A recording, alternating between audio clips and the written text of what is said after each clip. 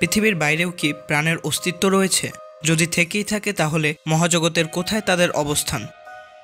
এসব প্রশ্ন সময়ের পরিবর্তনে প্রশ্নের স্থানেই রয়ে গেছে। নাসা আশা করছে এর উত্তর খুঁজে পাওয়া যেতে পারে জুপিটারের উপগ্রহে। নতুন প্রত্যাশা কেন তৈরি হলো? কি আছে জুপিটার মুনের ভেতরে?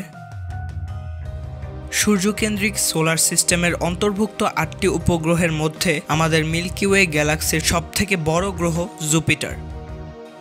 আর জুপিটারের ইউরোপা নামক উপগ্রহকে কেন্দ্র করেই রহস্য উন্মোচনের চেষ্টা চলছে। বিজ্ঞানীরা বিশ্বাস করছে এটি হিমায়িত পানি সমৃদ্ধ উপগ্রহ।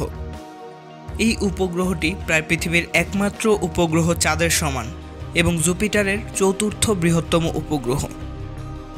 তবে প্রাণের অস্তিত্ব প্রমাণের বিশাল জট ছাড়াতে মিশন ও ভিশন কি বা কেমন? দ্রুতগামী স্পেসক্রাফট আগামী অক্টোবরে পাঠানো হবে সেখানে, যা প্রায় $5 বিলিয়ন ব্যয়সম্পন্ন। তবে ধৈর্য ধরতে হবে 2031 সাল পর্যন্ত।